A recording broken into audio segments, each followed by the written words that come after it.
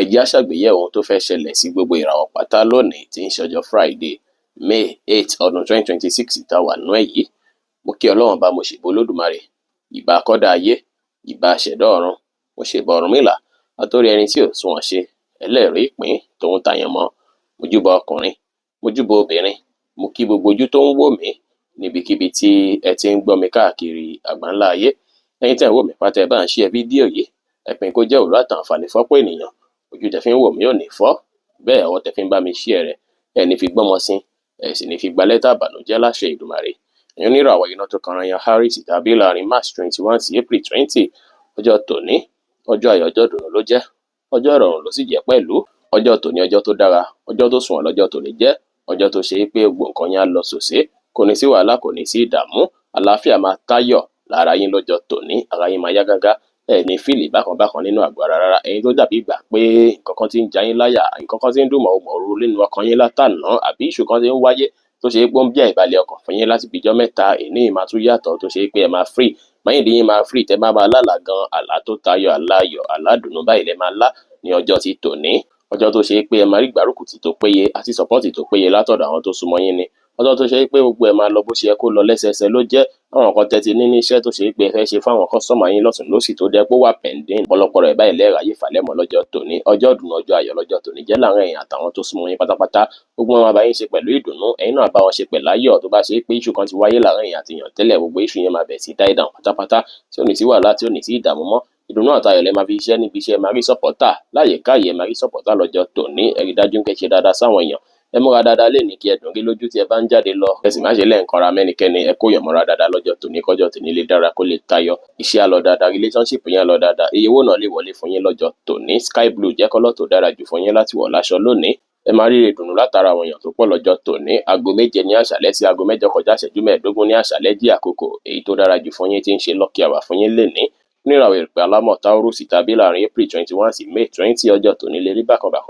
Ọjọ́ yìí ó gbà kíyèsára dáadáa, ó gbà kíyèsára púpọ̀ pàápàá pẹ̀lú ọ̀rọ̀ ẹnu yín. Ẹ ṣọ́rọ̀ sọ lọ́jọ́ ti tòní, kẹ́ má lọ sọ̀rọ̀ èyí tí ó máa affect yín níbi iṣẹ́. Ẹ ṣọ́rọ̀ sọ lọ́jọ́ tòní, bẹ́ẹ̀ sì ni kẹ́ farabalẹ̀ lórí nǹkan kí nǹkan tẹ́ bá ṣe níbi iṣẹ́ lọ́jọ́ tòní, torí mistake lè wáyé púpọ̀, àṣìṣe lè wáyé níbi iṣẹ́ tó máa fẹ́ bí kí wọ́n fẹ́ wò pé lágbájá yóò wà competent tó pẹ̀lú iṣẹ́, lágbájá yóò dájú pé iṣẹ́ yìí ò dá, service lágbájá ń give ó dàbí gbà pé kò wulẹ̀ wá òkè rárá mọ́ lásìkò yìí. Ẹ rí dájú pé kíyèsára kó má bàjẹ́ pé àwọn oníbàárà yín á máa sọ gbogbo eléyìí. Ẹ rí dájú pé ẹ mú sùúrù lò lórí iṣẹ́ tí ẹ bá ń ṣe. Tẹ́ bá rí pé ẹ fẹ́ ṣiṣẹ́ kan ẹ fi bẹ́ẹ̀ gẹ́tì ẹ̀, ẹ wulẹ̀ ní sùúrù dáadáa, ẹ ní sùúrù dáadáa bóyá kẹsùn iṣẹ́ yẹn dọ̀la kó má bàa sí pé bóyá issue máa wáyé. Tẹ́ bá sì nílò ìrànlọ́wọ́ èèyàn àbí support èèyàn lọ́jọ́ tòní, ẹ lè béèrè fún pé lágbájá bá mi fojú sùnà kó wo kíní ìjájọ ṣe iṣẹ́ ìjájọ tún mọ́tò ìṣe, kó má bàa sí issue, kó má sí wàhálà, kó má sí ìdààmú. Nǹkan tẹ́ kọ́kọ́ sọ tẹ́ bá jí lòwúrọ̀ ọjọ́ tòní náà ni pé kẹ́ má ṣiṣẹ́ gbà, fẹ́ ṣe prayer rẹ̀ dáadáa lọ́jọ́ tòní. Customer burúkú kó má yà wájú yẹn, ẹ ṣe prayer rẹ̀ dáadáa ní òwúrọ̀ kùtù ọjọ́ tòní ṣáájú kẹ́ tó lọ síbi iṣẹ́, kíṣẹ́ lè lọ dáadáa, kó má bàa sí wàhálà, kó má bàa sí ìdààmú. Ẹ sì má ṣe kánjú rárá lórí iṣẹ́ kíṣẹ́, ẹ má yára gbé ìgbésẹ̀ lórí iṣẹ́ kíṣẹ́ lọ́jọ́ tòní. Bẹ́ẹ̀ sì ni gbogbo secret iṣẹ́ yín pátá ẹ má sọ fẹ́nikẹ́ni. Nǹkan tó ń gbé inú yín tẹ́ fi ń dára tó ń yín, iṣẹ́ yín ẹ má ṣe ṣàlàyé fẹ́nikẹ́ni rárá lọ́jọ́ tòní, kó má bàa padà wá sabotage, kí secret yín kó má bàa lead sí pé bóyá ẹni tẹ́ ń ṣàlàyé ẹ̀ fún fẹ́ padà dalẹ̀ yín. Kẹ́ kíyèsára púpọ̀ lọ́jọ́ tòní kí gbogbo nǹkan lè lọ bó ṣe yẹ kó lọ. Iṣẹ́ lè rí bákan lọ́jọ́ tòní tẹ́ bá kíyèsára, ṣùgbọ́n relationship yín á lọ dáadáa.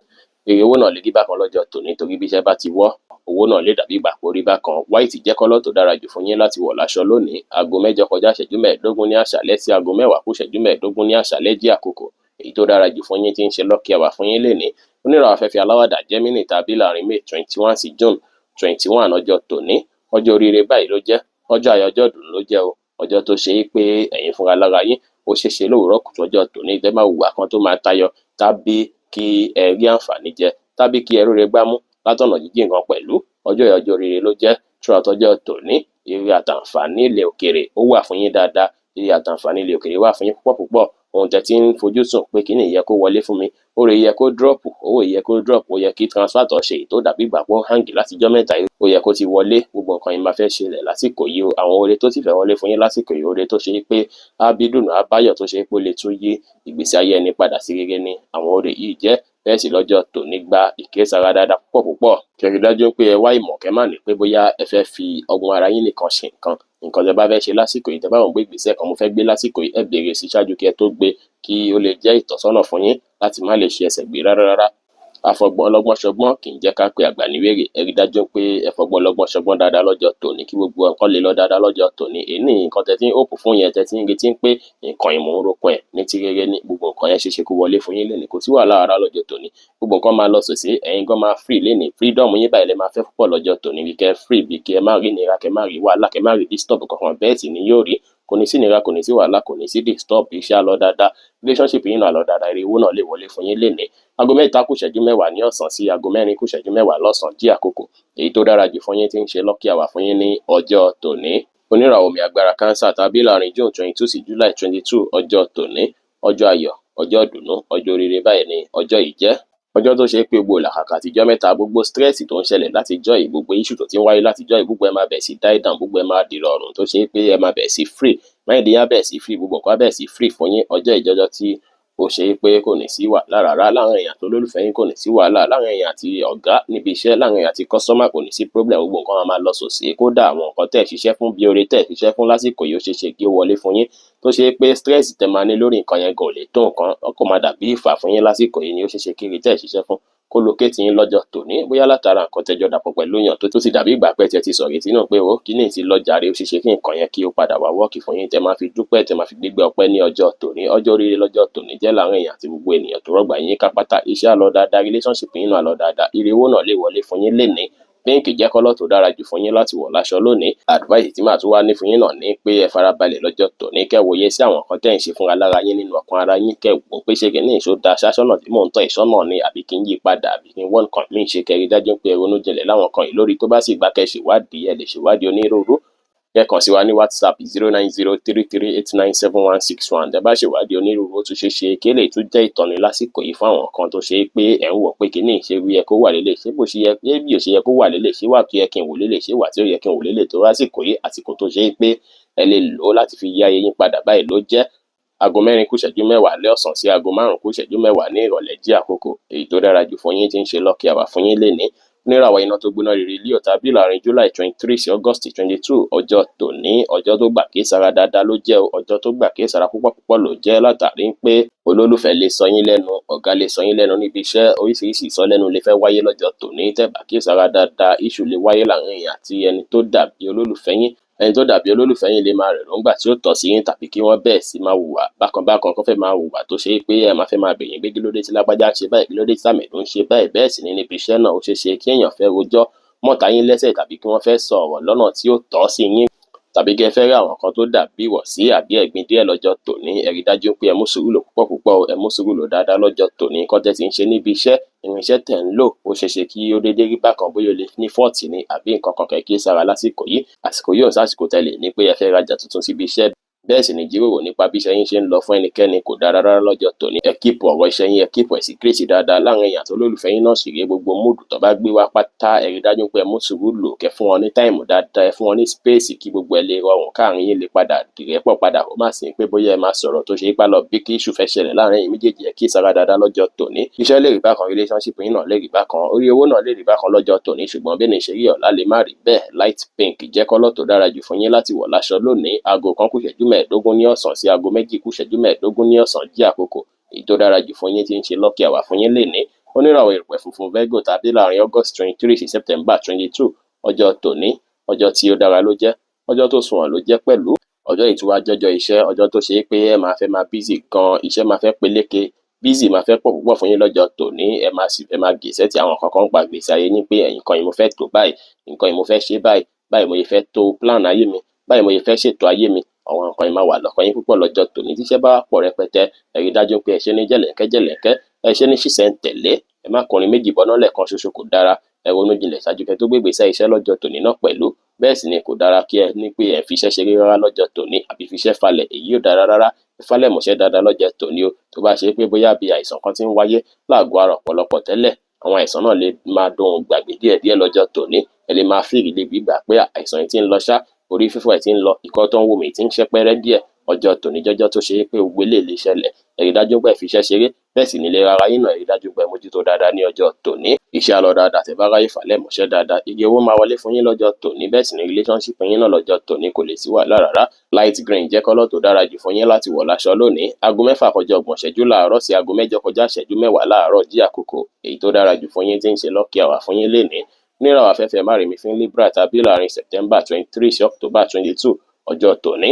Ọjọ́ oríire báyìí ló jẹ́, ọjọ́ tó tayọ ló jẹ́ pẹ̀lú, ọjọ́ tó ṣe pé kò ní sí wàhálà, ẹ máa free pátápátá tó jẹ́ pé lójijì ẹ lè rí nǹkan dùnú látàrí èèyàn kan tó ṣe pé nífẹ̀ẹ́ sí tàbí kí mood ọjọ́ tòní kó yàtọ̀.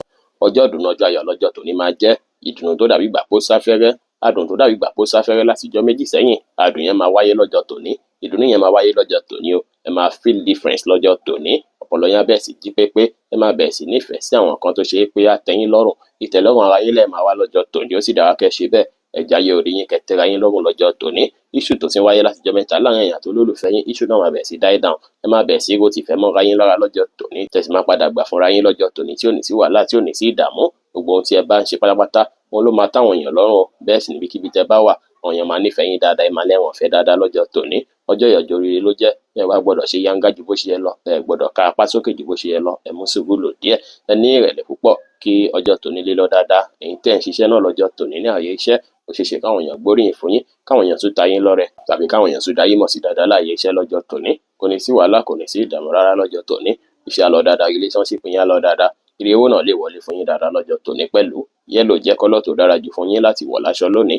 Aago 8 kọjá ìṣẹ́jú 10 láàárọ̀ sí aago 10 kù ìṣẹ́jú 15 láàárọ̀ jí àkókò èyí tó dára jù fún yín tí ń ṣe lucky hour fún yín lénìí. Oníràwọ̀ omi tútù Scorpio tàbí láàrin October 23 sí November 22 ọjọ́ tòní. Ọjọ́ tó dára ló jẹ́, ọjọ́ tó tayọ ló jẹ́, ọjọ́ tòní ọjọ́ tó dára ló jẹ́, ṣùgbọ́n ní láti kíyèsára látàrí pé issue relationship lè wáyé o. Ẹ̀yin àti olólùfẹ́ yín báyìí ó ṣeé ṣe kí ẹ fẹ́ máa tà wọ́n síra yín, ó ṣeé ṣe kí wọ́n fẹ́ máa rò yín lẹ́jọ́, ó ṣeé ṣe kí wọ́n fẹ́ máa fún yín ní complain lóríṣiríṣi, kí wọ́n fẹ́ máa sọ àwọn ọ̀rọ̀ tó ṣe é pé a máa bí kínú bí yín, a máa bí kínú fẹ́ máa ran yín lọ́jọ́ tòní, tàbí kó rí fẹ́ máa fọ yín, tàbí kẹ́ máa wò pé lágbájá ọ̀rọ̀ wo ló ń bá mi sọ yìí. Ẹ rí dájú pé ẹ mú sùúrù lò dáadáa, tó bá ń gbé wá ní gbígbóná yín náà má gbé fún wọn gbígbóná, ẹ̀yin ẹ fọkàn balẹ̀ tí yín kí ẹ fẹ̀lẹ̀ ṣe, kí ẹ fọgbọ́n ṣe lọ́jọ́ tòní. Tẹ́ bá ti dá wọn lóhùn fún ìgbà pípẹ́, tẹ́ ti fún wọn ní táìmù dáadáa fún wọn náà ló máa padà calm down fún yín, tó ṣe pé agbára máa wá dé sẹ́yìn náà láti lè correct gbogbo nǹkan tí ó ń ṣẹlẹ̀ pátá látàárọ̀. Àwọn èèyàn tó lólùfẹ́ yín lọ́jọ́ tòní tẹ́ bá ní pé wàhálà wọn fẹ́ pọ̀, ẹ lè try láti fún wọn ní space púpọ̀ lọ́jọ́ tòní kó má bàa sí wàhálà, kó má bàa sí ìdààmú. Ní ti iṣẹ́ kò ní sí wàhálà iṣẹ́ rárá, bẹ́ẹ̀ sì ni ní ti ire owó lè wọlé fún yín. So advice tèmi kàn máa jẹ́ pé ẹ jáde kúrò nílé kẹ́ tètè lọ bí iṣẹ́, kẹ́ wọlé falẹ̀ mọ́ṣẹ́ dáadáa lọ́jọ́ tòní, kẹ́ má fàyè gba ìjà àbí iṣu rẹpẹtẹ láàrin èèyàn tó lólùfẹ́ yín. Tó bá sì jẹ́ pé níbi iṣẹ́ náà ó ṣeé ṣe kí èèyàn kan tí ẹjọ́ ń daṣẹ́ pọ̀, tó fẹ́ yín tó bá ṣe pé ẹ̀ ń daṣẹ́ pọ̀ pẹ̀lú èèyàn lásìkò yìí, kó fẹ́ mú yín bínú bákan lọ́jọ́ tòní, ẹ rí dájú pé ẹ mú sùúrù lò láàyè yẹn náà, ẹ fún mú sùúrù lò dáadáa láàyè yẹn náà, tí yín ní gbé kẹfà lẹ́mọ̀ṣẹ́ kẹ́ lè ráǹfààní àtòrè jẹ lọ́jọ́ tòní. Dìmọ́ tẹ́ bá ṣe wà nílé lẹ́yìn oníràwọ̀ Scorpio, dìmọ́ tẹ́ bá wà nínú ilé pẹ̀lú olólùfẹ́ yín lọ́jọ́ tòní, dìmọ́ tí iṣu yẹn máa lágbára sí, ó dára kẹ́ o lè yẹra kúrò nílé, kẹ́ lọ síbi iṣẹ́, kẹ́ lo táìmù dáadáa níbi iṣẹ́, tó bá ti di ìrọ̀lẹ́ lè padà wá sílé kó sì wàhálà. Ṣùgbọ́n lọ́wọ́ ọ̀sán mọ́ àárọ̀ ẹ rí dájú pé kí ẹ sára pẹ̀lú wíwà ní inú ilé pẹ̀lú olólùfẹ́ yín, torí ẹ lè sọ̀rọ̀ kékeré kọ́rọ̀ yẹn lọ bí argument, kẹ́ kí ẹ sára. White jẹ́ kọ́lọ̀ tó dára jù fún yín láti wọ̀ láṣọ lónìí. Aago 10 kù ìṣẹ́jú 15 ní àárọ̀ sí aago 11 kọjá 30 ìṣẹ́jú láàárọ̀ jí àkókò èyí tó dára jù fún yín tí ń ṣe lucky hour fún yín lénìí. Oníràwọ̀ iná àtùpà Sagittarius tàbí láàrin November 23 sí December 22 ọjọ́ tòní.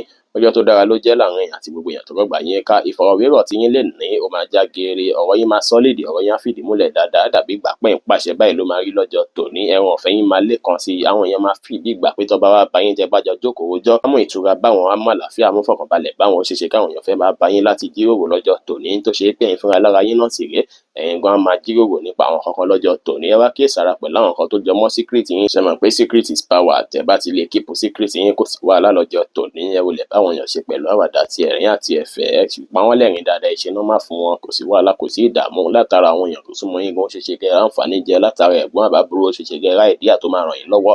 Ẹ̀yin fúnra lára yín náà idea máa sọ̀kalẹ̀ sí yín lọ́pọlọ, inspiration tó wá sí yín lọ́pọlọ yẹ lò lọ́nà tó tọ́ àtọ̀nà tó yẹ lórí ohunkóhun tẹ́ bá ń ṣe lásìkò yìí kó lè gún régé. Ṣé á lọ dáadáa, relationship yín á lọ dáadáa, ire owó náà lè wọlé fún yín lọ́jọ́ tòní pẹ̀lú. Light yellow jẹ́ kọ́lọ̀ tó dára jù fún yín láti wọ̀ láṣọ lónìí. Aago 11 kọjá 30 ìṣẹ́jú láàárọ̀ sí aago 1 kọjá ìṣẹ́jú 15 ní ọ̀sán jí àkókò èyí tó dára jù fún yín tí ń ṣe lucky hour fún yín lénìí. Oníràwọ̀ ìpele eruku Capricorn tàbí láàrin December 23 sí January 19. Ọjọ́ tòní ọjọ́ ayọ̀ ọjọ́ ìdùnnú ló jẹ́ ọjọ́ tó ṣe pé lówùúrọ̀ kùtù ó ṣeéṣe kí ẹ rí nǹkan ìdùnnú kẹ rórí ìdùnnú kan. Ọjọ́ tó ṣe pé ó ṣeéṣe kẹ jí lówùúrọ̀ kẹ gbúròó ìdùnnú látọ̀dọ̀ èèyàn tó súnmọ́ yín bóyá látọ̀dọ̀ ọmọ tàbí látọ̀dọ̀ ẹni tó ṣe pé nífẹ̀ẹ́ sí tó ṣe pé ìró ìdùnnú máa bí kára yín yá gágá síbi kọjọ́ tòní kí ó lọ bó ṣe yẹ kó lọ, kò ní sí wàhálà kò ní sí ìdààmú rárá. Ọjọ́ tòní ohun tí ẹ̀ ń lé ní owó tẹ̀ ń lé ní ire ó ṣeéṣe kí ó wọlé ní ọwọ́ ìrọ̀rùn. Tẹ́tí ń wò pé kíní mo nídìí láti joy owó ìmú nílò láti san gbèsè yìí láti joy àwọn nǹkan tí mo fẹ́ ṣe mo nílò láti ṣe láti joy ó ṣeéṣe kí ẹ̀rọ náà rọrùn láti san lọ́jọ́ tòní o kẹ̀rọ náà rọrùn láti rí owó lọ́jọ́ tòní tó ṣe pé akitiyan tẹ̀lé ṣe sẹ́yìn gbogbo afọ́tì tẹ̀tí méjì sẹ́yìn èèyàn kan lẹ ti ń disturb pé lábájá mo nílò kíní tó ṣe pọ̀ máa padà ṣe fún yín ní ọjọ́ tòní. Ọjọ́ rere lọ́jọ́ tòní jẹ́ ọjọ́ tó ṣe pé ẹni láti fi feel free kẹfì báwọn èèyàn ṣe ló jẹ́. Ọjọ́ tòní ẹ máa plan lórí àwọn kan tẹ nílò owó lé lórí pé mo fẹ́ ṣe nǹkan báyìí mo fẹ́ ṣe lé mo fẹ́ ṣe tán owó lè wọlé fọ́pọ̀lọpọ̀ yín lọ́jọ́ tòní tẹ́ máa wọ̀ pé owó yìí mo fẹ́ fi ṣe nǹkan báyìí mo fẹ́ fi ṣe lé mo fẹ́ fi ṣe tán ẹ wá kíyèsára lọ́jọ́ tòní ẹ má release owó anyhow ẹ fẹ̀lẹ̀ ṣe lọ́jọ́ tòní. Àwọn owó tó bá ti dàbí ìgbà pé kò ní ìtumọ̀ ẹ má náwó unnecessarily lọ́jọ́ tòní kẹfowó ṣe nǹkan tó ṣe kókó ló dára lọ́jọ́ tòní kó má bá sí regret lé lórí lọ́jọ́ iwájú. Ẹ má wà kanra gógógó lọ́jọ́ tòní torí àwọn míì lè fẹ́ mú yín lọ́rẹ̀ẹ́ wọn lè fẹ́ bá yín ṣe lọ́jọ́ tòní ẹ bá wọn ṣe kò sí wàhálà kò sí ìdààmú ṣùgbọ́n kò kíyèsára pẹ̀lú trust èèyàn ẹ má finú tẹ́nikẹ́ni rárá lọ́jọ́ tòní àfara yín nìkan. Ní ẹ̀kan bá ní lábájá má wọ̀ rí kó wá fẹ́ lọ ṣe nǹkan báyìí fẹ́ lọ náwó lórí nǹkan báyìí ẹ kíyèsára dáadáa ẹ farabalẹ̀ ṣèwádìí dáadáa ṣáájú kẹ́ tó ní ẹ fẹ́ kó lórí nǹkan kan àbẹ fẹ́ tẹ̀lé àmọ̀ràn ẹnikẹ́ni lọ́jọ́ tòní ẹ mú sùúrù lò dáadáa iṣẹ́ á lọ dáadáa lénìí kò sí wàhálà èrè owó máa wọlé fún yín lénìí relationship yín náà lọ dáadáa lọ́jọ́ tòní kò sí problem. Light green jẹ́ kọ́lọ̀ tó dára jù fún yín láti wọ̀ láṣọ lónìí. Aago 1 kọjá ìṣẹ́jú 15 ní ọ̀sán sí aago 3 kù ìṣẹ́jú 10 lọ́sàn jí àkókò èyí tó dára jù fún yín tí ń ṣe lucky hour fún yín lénìí.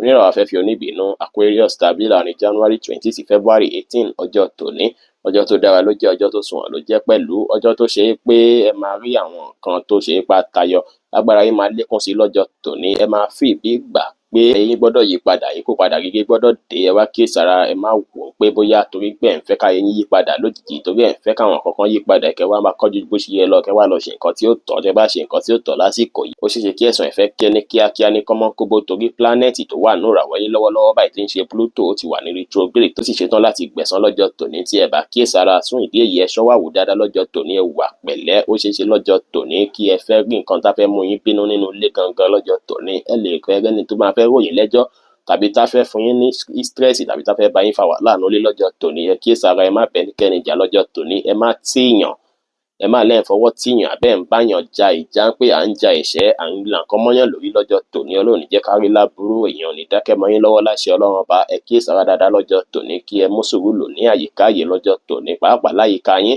ìbájá àyíká abiṣẹ́ ìbájá àyíká nulẹ̀ ẹ má jà rárá kẹ mú sùúrù lò tówó ṣeé kó máa ṣe yín bí ìgbà pé kẹ máa rọ àwọn èrò bí ìgbà pé àlábájá máa ṣe nǹkan báyìí fún ẹ àbí kí n kàn gbá nǹkan mọ́ ẹ lórí ni àbí kí n kàn ṣe báyìí ni àwọn èròkèrò máa fẹ́ máa balẹ̀ sọ́kàn ọ̀pọ̀lọpọ̀ yín lọ́jọ́ tòní tẹ́bà kíyèsára torí ẹ máa fìlì bí ìgbà pé ẹ jù báyìí lọ lọ́jọ́ tòní ní o ìgbéraga díẹ̀ lè wọ̀nyí lẹ́wù lọ́jọ́ tòní lóníràwọ̀ Aquarius ẹ máa ní self-worth pé mo tó báyìí mi mo tó tán èmi mo lè ṣe kíní èmi mo lè ṣe á dàbí ìgbà pé nǹkan èmi ni máa pọ̀ fún yín lọ́jọ́ tòní pẹ̀lú eléyìí tí Pluto tún wà ní ìràwọ̀ yín gangan lọ́wọ́lọ́wọ́ báyìí á tún wá dàbí ìgbà pé ìyẹn máa tún máa mú àwọn èròǹgbà tí ó tọ́ wáyé tíyàn kan bá tiẹ̀ ta síyàn àbí yàn kan tiẹ̀ wá mú yín bínú gẹ́gẹ́ bí ó yẹ fẹ́ ṣẹlẹ̀ lọ́jọ́ tòní torí yàn máa mú yín bínú a máa bí kí ẹ fẹ́ máa rèrò tí ó tọ́ sẹ́ni náà a máa bí kí ẹ fẹ́ máa rò ní ìwọ̀n pé àbí kí n bàjẹ́ àbí kí n fọlọ́pàá gbé ni àbí kí n ṣe nǹkan kíkan ni ẹ rí dájú pé ẹ control ara yín pátápátá ẹ yí control button yín sí 0 kẹ́ ò lè calm down ara yín dáadáa lọ́jọ́ tòní ẹni nìkan lè fẹ́ ṣẹlẹ̀ kò ní ṣẹlẹ̀ lọ́jọ́ mìíràn òwúrọ̀ ọjọ́ tòní náà sì rí ó ṣeéṣe kí ẹ rí nǹkan ìdùnnú kan tó jẹ́ pé nǹkan ìdùnnú yìí máa jẹ́ nǹkan òjijì ó lè jẹ́ èrè òjijì kan ló máa wọlé lóru ọjọ́ tòní ẹ pa síkírìtì mọ́ lórí ohunkóhun lọ́jọ́ tòní tó bá ti jọmọ́ nǹkan dáadáa kó má bàa bà nǹkan ìdùnnú yìí jẹ́ fún yín lọ́jọ́ tòní ẹ kíyèsára gbogbo nǹkan tó bá jáṣìírí yẹn pamọ́ nǹkan tẹ́ bá lè ṣe ẹ má promise èèyàn nǹkan tẹ́ bá sì ń retí ẹ má fọkàn sí rẹpẹtẹ ju bó ṣe yẹ lọ kó lè wọlé fún yín ní ìrọ̀rùn kó má bàa sí wàhálà kó má bàa sí ìdààmú ẹ kíyèsára dáadáa lọ́jọ́ tòní kò ní sí ìṣòro rárá tẹ́ bá lè fọgbọ́n ṣe tẹ́lẹ̀ fẹ̀lẹ́ ṣe iṣẹ́ lọ dáadáa relationship yín wá ṣeéṣe kó fẹ́ rí bákan torí àfún yín ní 100% guarantee torí issue tó fẹ́ wáyé lọ́jọ́ tòní bí issue ẹjọ́ ọjọ́ tòní sí ìrè owó lè wọlé fún yín pẹ̀lú pink jẹ́ kọ́lọ̀ tó dára jù fún yín láti wọ̀ láṣọ lónìí aago 3 kù ìṣẹ́jú 10 ní ọ̀sán sí aago 4 kọjá 30 ìṣẹ́jú ní ìrọ̀lẹ́ jí àkókò èyí tó dára jù fún yín tí ń ṣe lucky hour fún yín lénìí níràwọ̀ omi tí kì í ro Pisces tàbí láàrin February 19 sí March 20 ọjọ́ tòní ọjọ́ tó tayọ ló jẹ́ ọjọ́ oríire báyìí sì ló jẹ́ pẹ̀lú. ṣùgbọ́n subconscious mind yín máa fẹ́ lékè ńkà lọ́jọ́ tòní, àwọn kankan máa control yín, àwọn ẹ̀mí máa kó sí yín nínú púpọ̀ lọ́jọ́ tòní. ẹ̀yin nígbà wọ Pisces ẹ kẹ́fìn eléyìí dáadáa, ẹ̀mí máa darí yín gan lọ́jọ́ tòní. kódà tẹ́ bá dá wà lénìí á dàbí ìgbà pé àwọn akẹgbẹ́ yín wà pẹ̀lú yín ni, bí ìgbà pé kẹrí èèyàn fèrè àbẹ́ni kọjá lára mi ni, àbíyàn kan dúró lẹ́pẹ́ mi ni, àbíyàn kan fọwọ́ tọ́ mi ni, bí ìgbà pé mo rí nǹkan kan sìn. ọ̀pọ̀lọpọ̀ nǹkan yẹn lè fẹ́ ṣẹlẹ̀ fún yín lénìí tẹ́ bá dá wà. bẹ́ẹ̀ sì láṣálẹ́ tòní ó dára kí ẹ tanná sùn, toró ṣeéṣe kí ẹ láàlàá kálá yẹn má bàa jẹ́là burúkú. ó dára kí ẹ tanná sùn lọ́jọ́ tòní. bẹ́ẹ̀ sì ló dára kí ẹ máa gbàgbọ́ náà tó sọ sí yín lọ́kàn lásìkò yìí. ó ṣeéṣe kí nǹkan kan fẹ́ máa fi yín lọ́kàn balẹ̀, kóhun kan fẹ́ máa sọ sí yín lọ́kàn pé lágbájá má wọ̀rí, lágbájá báyìí ni kò ṣe. ohun yẹn báyìí ní láti rí dájú pé ẹ finú tóhun tó ń sọ sí yín lọ́kàn yìí, ẹ má finú tẹnikẹ́ni yàtọ̀ sóhun tó ń sọ sí yín lọ́kàn lọ́jọ́ tòní. eléyìí ló máa dàrẹ́ tí yín síbi oríire lọ́jọ́ tòní. ọjọ́ tòní ó dára kí ẹ rí dájú pé ẹ jìnnà sí mood swing pátá, torí mood swing lè fẹ́ wáyé púpọ̀ fún yín lọ́jọ́ tòní. àdàbí kẹ́ dá wà, àdàbí kẹ́ má báyàn ṣe lọ́jọ́ tòní. ṣùgbọ́n eléyìí tẹ́ ń lọ síbi iṣẹ́ ó ṣeéṣe kó fẹ́ affect, torí ibi iṣẹ́ kì í ṣe ibi tẹ́ni láti dáwọ̀, ẹni láti polówó ọjà báwọn èèyàn ṣe dáadáa lọ́jọ́ tòní. bá lè jagun eléyìí iṣẹ́ lọ dáadáa, relationship yín náà lọ dáadáa, ìrìwò náà lè wọlé fún yín dáadáa lọ́jọ́ tòní. white jẹ́ kọ́lọ́ tó dára jù fún yín láti wọ̀ láṣọ lónìí. aago 4 kọjá 30 ìṣẹ́jú ní ìrọ̀lẹ́ sí aago 7 ní àṣálẹ́ jẹ́ àkókò èyí tó dára jù fún yín tí ń ṣe lọ́kì àwà fún yín ní ọjọ́ tòní. bí ó ṣe jẹ́ nìyẹn fún gbogbo irúfẹ́ ìràwọ̀ méjìlá tó wà pátá. ẹ̀yin tẹ́ ń wò mí gbá tẹ́ ẹ má gbàgbé pé Ọlọ́run bọ Olódùmarè nìkan lọ́ba tó ní ìmọ̀ jùlọ.